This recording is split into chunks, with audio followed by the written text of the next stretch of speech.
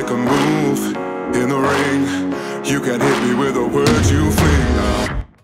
How's it going, everybody? It's the post-fight podcast, the South China Morning Post. I'm Nick Atkin here in Hong Kong. Once again, I am joined by Mr. JHK, John Hyun-ko, over in Korea. We've got another MMA update for you on May 26th.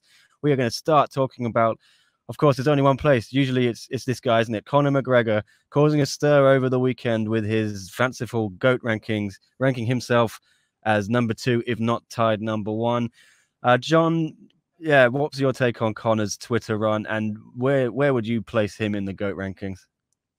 All right, first of all, with the Twitter run, it's just what Conor does nowadays, right? He just hops on whenever he feels like it and just types away, and we get all riled up, and everybody gets everybody gets butthurt a little bit from what he's saying, and everybody wants to chime in because everybody wants to fight Conor. Conor is like Israel Adesanya says, it's the hot chick at the bar. That's what Conor is.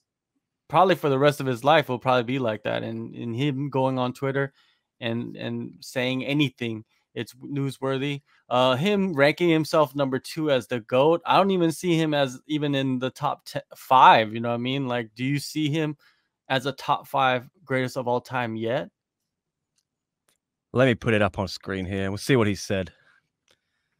GOAT thread. The array of finishes across 2 divisions with champion status in 1. Anderson Silva is number 1 MMA GOAT. My array of finishes across 3 divisions with champion status in 2. I'm number 2, not tied 1. Well, if you ask me the question is where does he rank? I think it was pointed out, Khabib pointed out Conor has tapped out more than GSP, Anderson, and John Jones combined. And it's also been pointed out Conor has never defended a title. I think these are things you have to consider when you're talking about the GOAT. And, John Jones is 14 wins in title fights. GSP is just behind, I think. And then you've got Demetrius Johnson in that conversation. If you're going by those criteria, Conor McGregor is probably nowhere to be seen. He might just make the top 15. But there are so many factors to think about, aren't there? There are so many factors, and it's just a debate that will go on forever and ever and ever. But there is no debate with Conor ranking him at number 2. I don't feel anybody believes that, except for the hardcore Conor McGregor fans and Conor McGregor himself. Well, if Conor McGregor is speaking, he's probably thinking that he's number 1. He just put himself at number 2 because he has a couple more things he wants to accomplish in the sport. If you're looking at, let's say, an icon conversation, like icons of the sport, Conor McGregor is definitely number 1. Superstars, of all time, Conor McGregor is probably number 1. But for GOAT, the greatest of all time, inside that cage competing, I don't see Conor McGregor in the top 5, maybe not even in the top 10. But if you want to ask me about my rankings, I look at it as the top 3 fighters of all time, or great GOATs of all time, would be Demetrius Johnson, GSP, and Fedor. Those are the 3 I feel like that are the greatest of all time. John Jones, he still has a lot to accomplish, but he does have an asterisk. Anderson Silva has accomplished a lot, but he also has an asterisk next to his name. Those are the ones that come to my mind right away. Some people say BJ Penn. His recent run of I think 7 losses in a row kind of threw him out the window of the GOAT conversation. But going back to Conor McGregor, he still has a lot to accomplish, and he's still pretty young. So if he wants to be number 1 on the list, he needs to go to 170 and fight for that title, win that title, and maybe even defend that title. So people don't say that he's never defended a title, in his career. Just, keep that out people's mouths. Just do it and accomplish it. It's not even about money anymore. It's about legacy and being the greatest of all time. McGregor still has a lot to accomplish. Yeah, I think part of it is just Conor being Conor, keeping his name out there, as you alluded to. As you said as well, there is an asterisk next to John Jones and Anderson Silva with doping side of things. GSP, Conor had him in at number 3. Let's see what he said. Much less array of finishes, but champion status in 2. He is far behind, though. Reasons equals he left 170 after much damage taken, plus questionable decision. Never re-engaged 170-pound successors. Bottled Anderson fight. Only moved when one-eyed fighter presented. Played safe. So that's a jab at Michael Bisping. Oh, do you agree with any of that?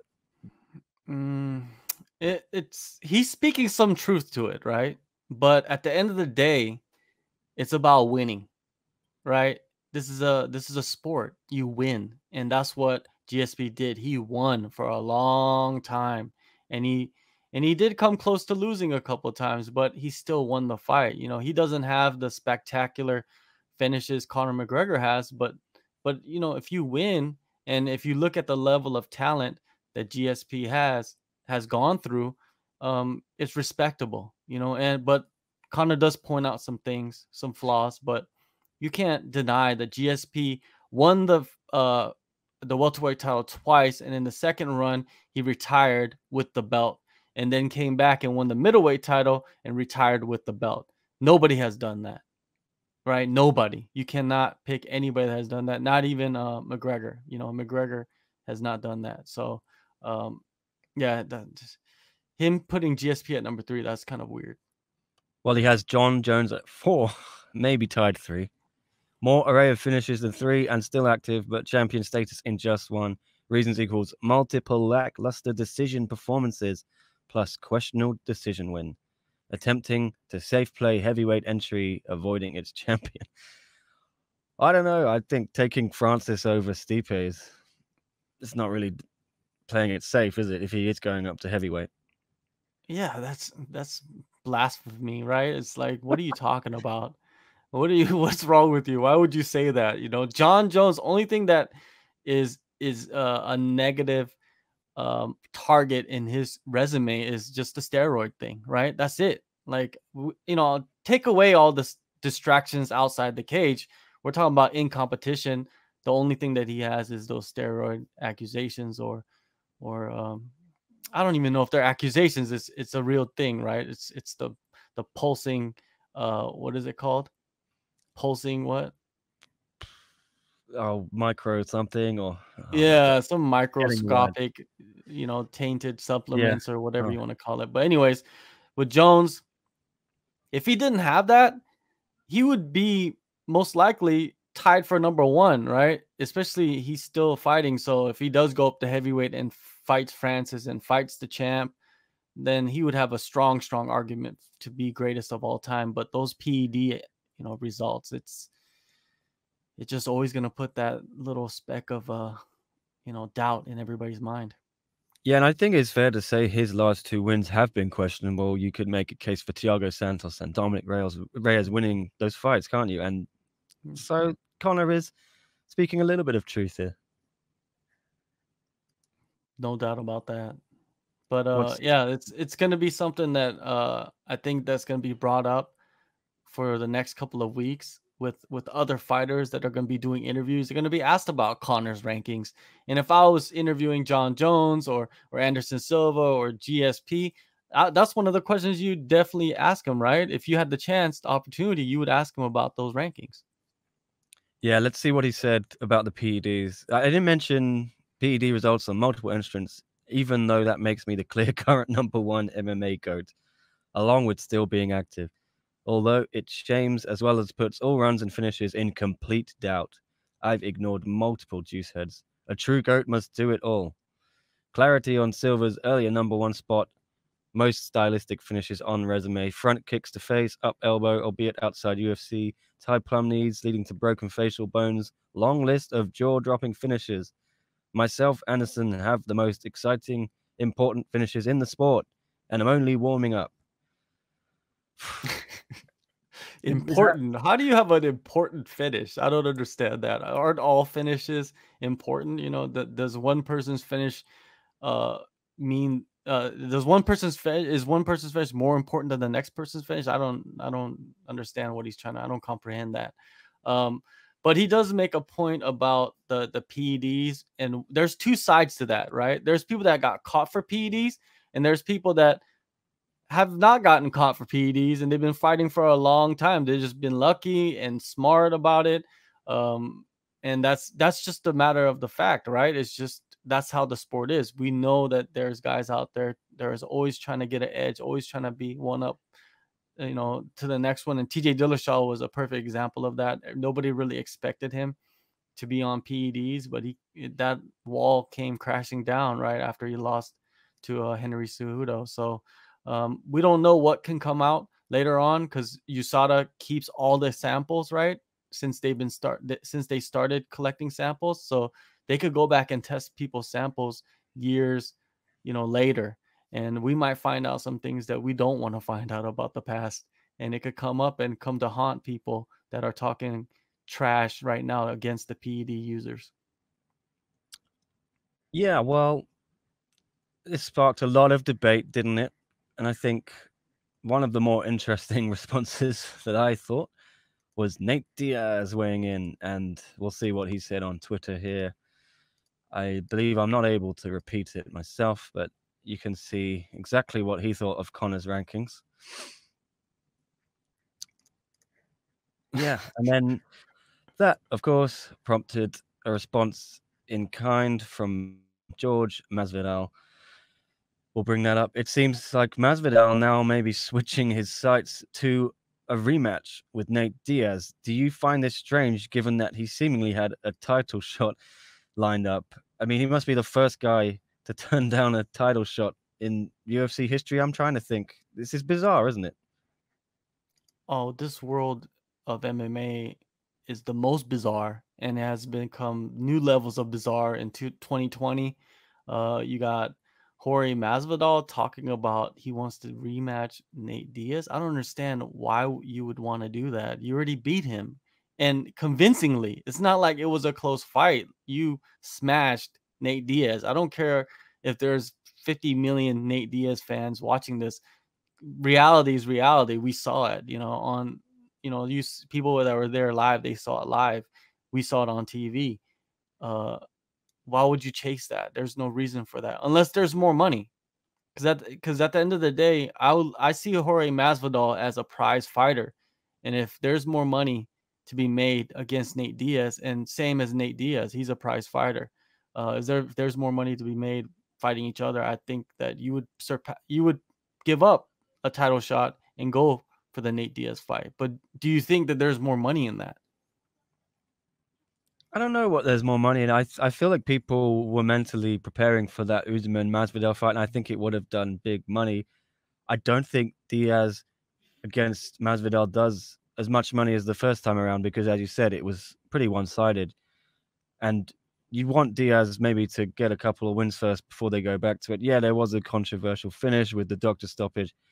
But if you're asking me what I'd rather see, it's the title fight. But it's splitting hairs, isn't it? Well, let's see what Nate followed this up with. Yeah. Seems like these two, you can always tell it's possibly being orchestrated between the two guys, isn't it? Or their camps. I feel like nothing is done in MMA for no reason, is it? It's a big contest between the two. Like, I'm not scared. Yeah, I'm not scared. You're scared. I'm not scared. That's the whole thing that they're going through, and it happens every so often, especially with Nate Diaz, because Nate Diaz, he'll come out and say what he always does. I'm the best. I beat you. I wasn't losing that fight. Like it's the same narrative from Nate Diaz for the past, I don't even know, 5 years or so. And in a way, in many ways, it kind of gets old. It's like, come on, find something new to do. Find something new to say. Say something, that is from a different angle. I don't know.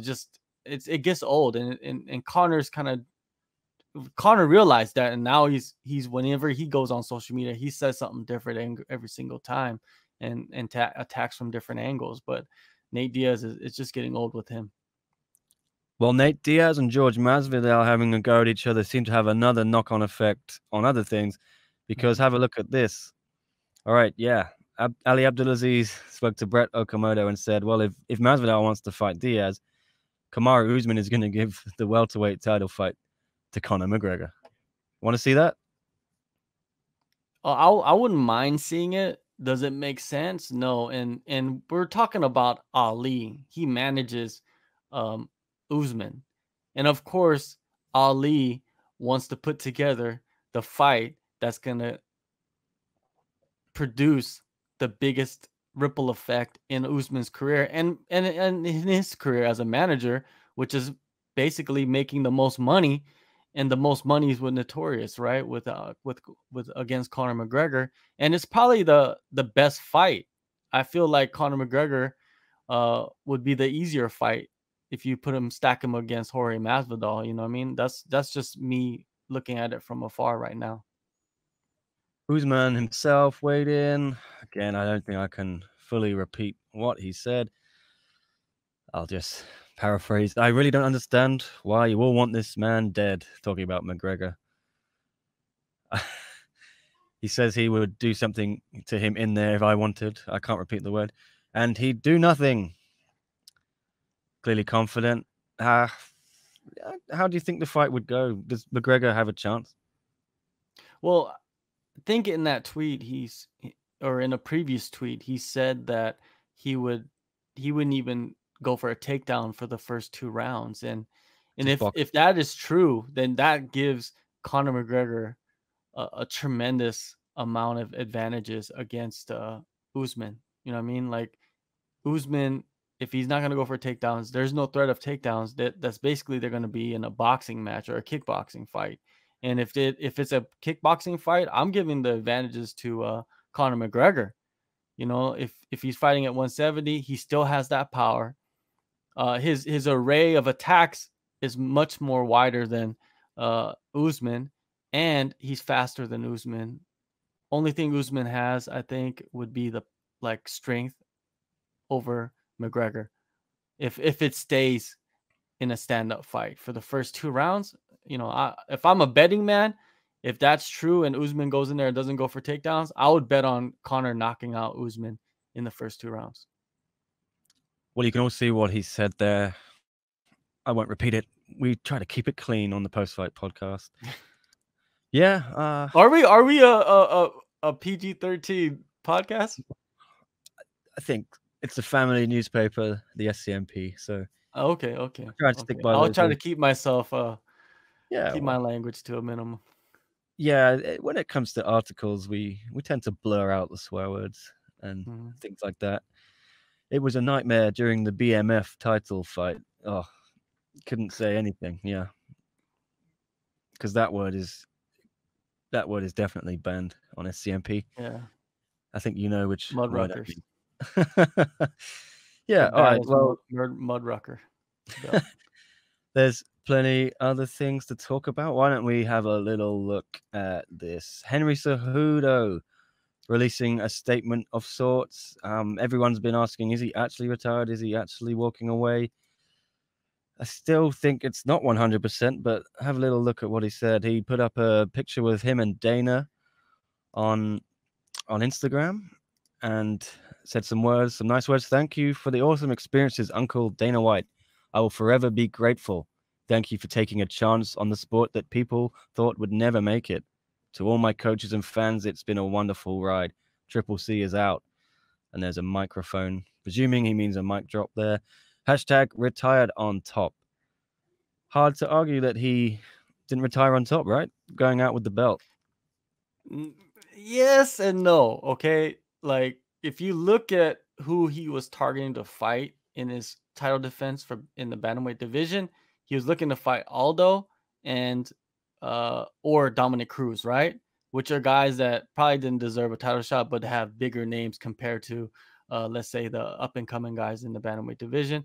So it almost seems like Henry Cejudo was planning his retirement from months and months ago. He just wanted to beat a big name, you know, somebody for the resume and defend the title and almost have the easier path to victory and then being able to retire.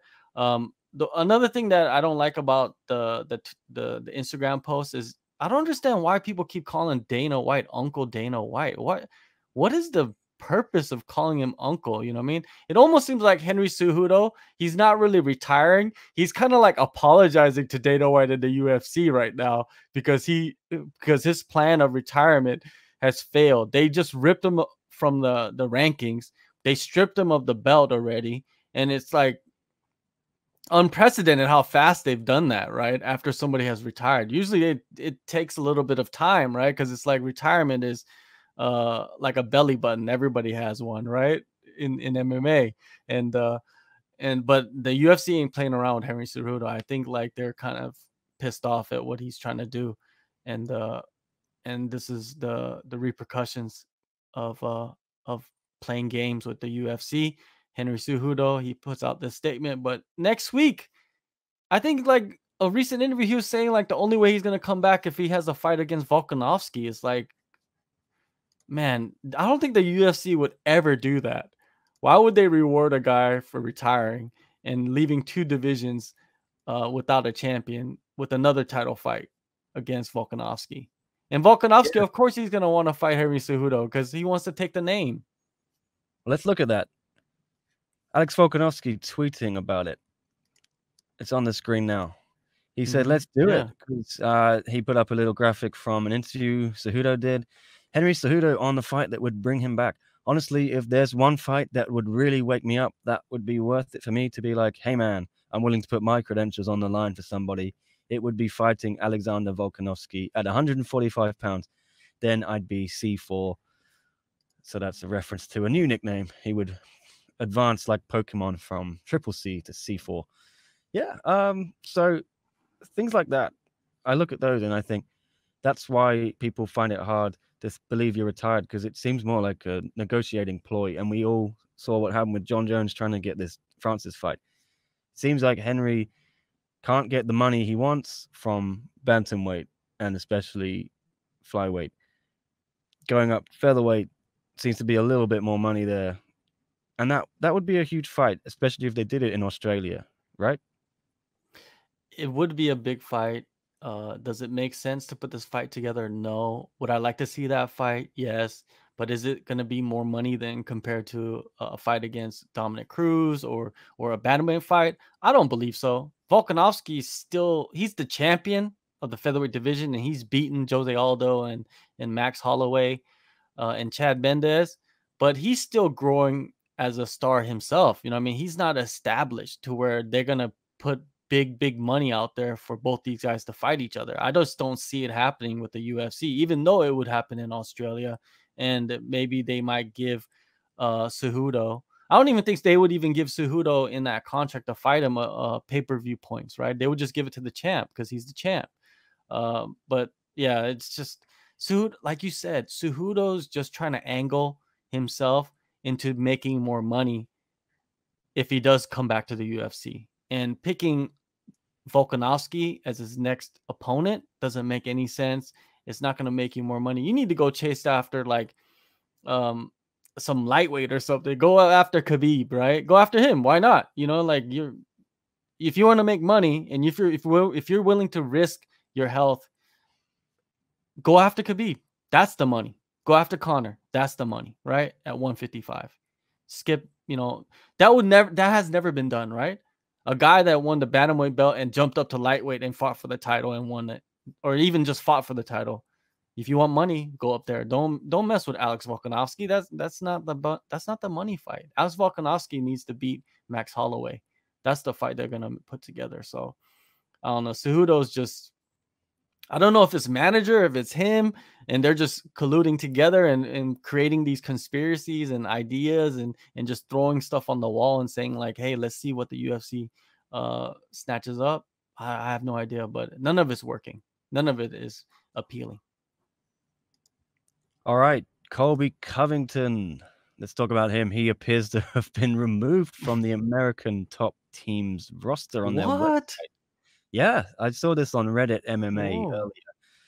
And that's interesting to me because we know he had a little pact, didn't he, with Dan Lambert saying, all right, I won't trash talk anyone anymore. After he had a little spat with Dustin Poirier again, they seemed to make up.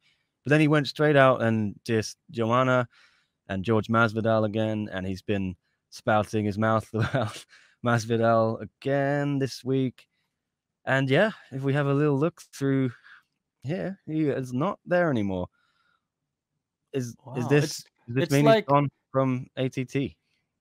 The crazy part about that is some of those guys on the roster here, they don't even train at the Coconut Creek American Top Team. They train at other American Top Teams, right? Like look at Tyron Woodley. When's the last time you saw him training at Coconut Creek American Top Team?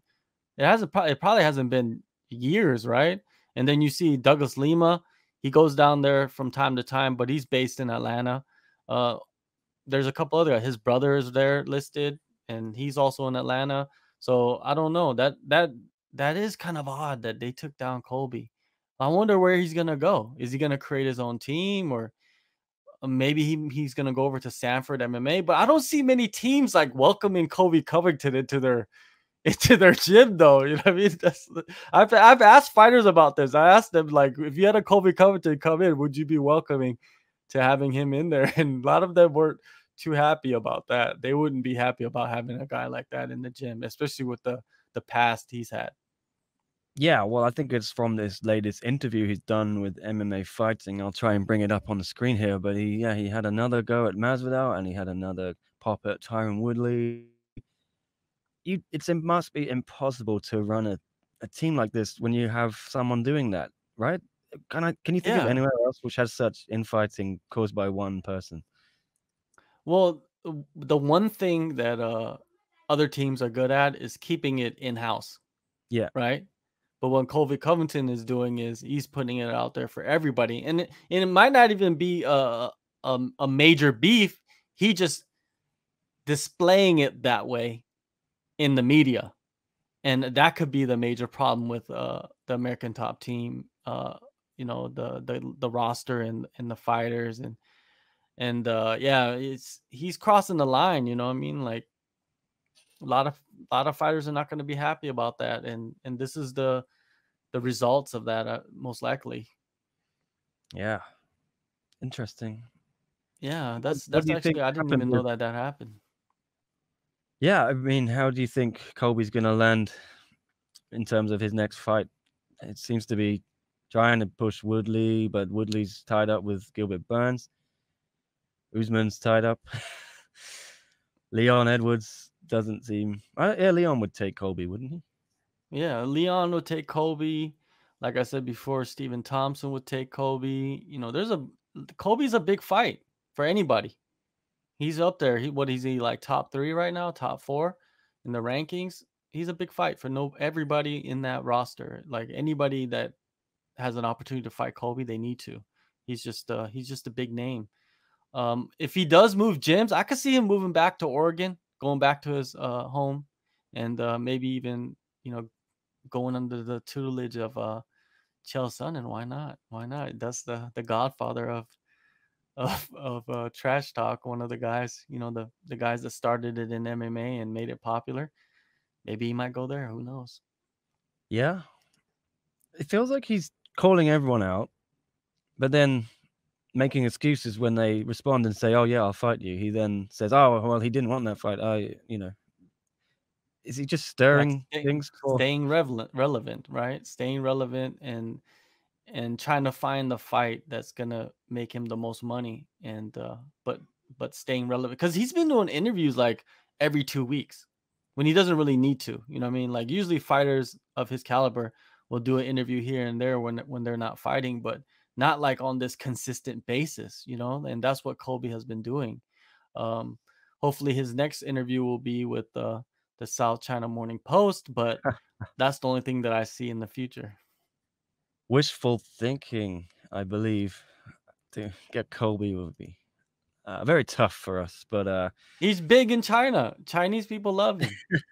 He's big in Asia. Every Asians love him. With all the honor and respect and stuff that's going yeah, around, there's still a big, huge section of the population that enjoys that bravado. And hey, he could come on and display it for us.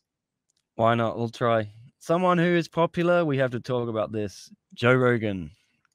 He obviously signed this huge podcast deal with Spotify, so he'll be moving the Joe Rogan Experience from YouTube to Spotify, worth about $100 million US apparently, for a multi-year licensing deal. Yeah, and now the New York Times has done an article on him, and Have a look at this. Joe Rogan is the new mainstream media. Do we agree with this, John? Man, this is how crazy and weird the world is where the New York Times, they post an article and the title says Joe Rogan is the new mainstream media. Is he the mainstream media for millions of people around the world? I believe so. I believe that he is the mainstream media. Should he be the mainstream media? Completely not. You know what I mean? Definitely not. But a lot of people believe that what Joe Rogan says and the guests that he has on, and they follow that to a T. Joe Rogan says on his podcast, "Don't listen to me." He always says it. Don't listen to me. I'm not the smartest guy. I'm so dumb. Don't listen to what I have to say. And that's his kind of disclaimer for all the people that watch his podcast or listen to it. And it definitely shows you that he is not the new mainstream media. Even Joe Rogan will probably tell you that.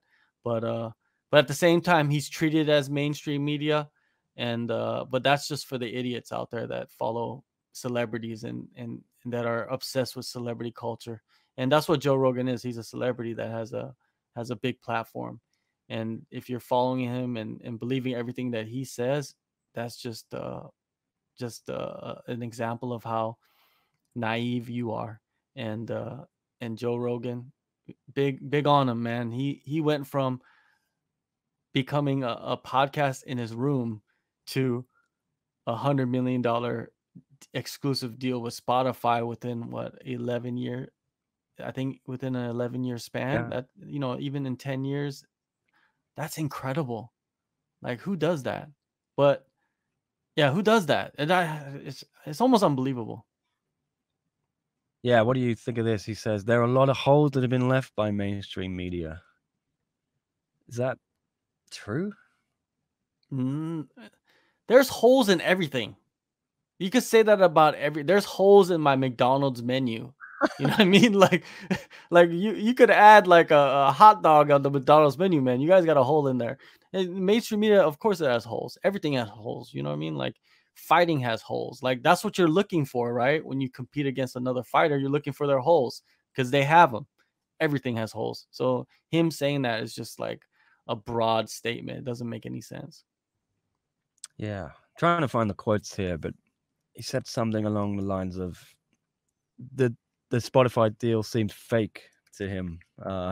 Yeah, here we go.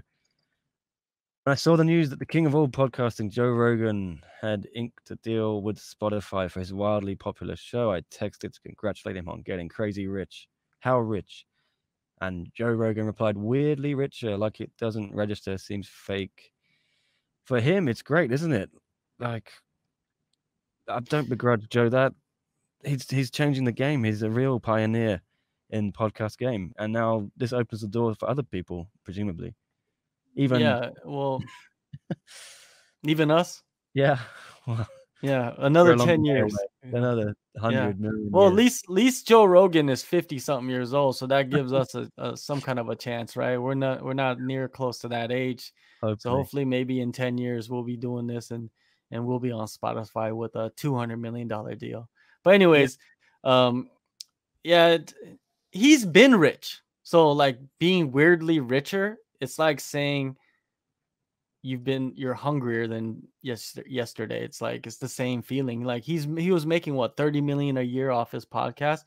If you're making 30 million a year and you're getting a one lump sum of 100 million, does it make a big of a difference? Like, of course, if you're buying like $100 million yacht or something like that, now you can do that. But Joe Rogan doesn't seem like the guy to be going around and spending his money in those luxuries. So I don't know. When rich people talk about being rich, I can't understand that because I'm not rich. Like what can you say to that? sure thing. Well, we can talk a little bit about this. We talked about it last time. We mentioned Angela Lee and her spat Mhm. with the fans over who's she going to fight next in one championship, Denise Zamboanga or Stamp Fairtex. You mentioned this to me the other day, so I just wanted to bring it up. Denise seemed to reply on her Facebook. I'm going to try and bring it up here. Yeah, definitely do that. Um, yeah, let's go. I'm so tech savvy, you can see. Um, yeah, Denise saying this. I'll read it out for you. Hey guys, thank you for all the support you've been giving me in my journey. I just wanted to give back to you. Oh no, this is wrong. No, Wrong this is one. this is There's some a kind of giveaway. Yeah. sponsor. Ah, Is that it? I don't know, man. Maybe she's No. deleted it. Well, yeah, you can recap it briefly, right? Denise seemed to say, thanks for That she would pushing my step case. aside, right? Yeah, it was like I will gladly step aside if Angela wants to fight Stamp Fairtex, and if One Championship wants Angela Lee to fight Stamp Fairtex. Denise Zamboanga, who earned the number one contenders shot at the atomweight title, it seems, with a huge win over Mei Yamaguchi. She's just going to step aside and let someone she trains with. I mean, they are friends, Denise and Stamp, but by all accounts, Denise is a lot better than Stamp when it comes to MMA. Why would you step aside? I have no idea why she would even say that, because it's very clear that the One Championship wants Denise to fight Angela next, right? That's the number one contender. She earned it. She beat Mei Yamaguchi. Yes, Denise and Stamp are friends. Yes, they train together. They're teammates. They're very close now. But with status in the division, they're not even close at all. Like Stamp is, she's like a mid-tier atomweight, and Denise is a top 5 atomweight. Like why would you step aside for a mid-tier atomweight so she could fight the champ? That doesn't make any sense. That could ruin your career. What if Stamp goes up there, fights Angela Lee, and knocks Angela Lee out? That are you not gonna fight Stamp? That's like saying that you wouldn't fight. If you're gonna willing to step aside for your teammate to fight, that means you're most likely not gonna fight your teammate, right? Because you feel like your teammate is you respect your teammate that much. So if your teammate Stamp wins the title, that means your path to the title is gone. Like there's nothing to fight for anymore except for money, or just beating the competition. You're becoming this gatekeeper for Stamp if she becomes the champion. If this can all lead to some bad domino effect for Denise. So Denise, she's lucky she's very young. Stamp also very young. Angela very young, right? So let Denise fight first, and if she loses, let Stamp fight next. If she loses, let Denise fight again. Like this threesome right here can go on for many, many years. They could fight each other, trilogies, and but stepping aside, it just something is very odd about that. Yeah, I feel like this has been deleted from her Facebook account.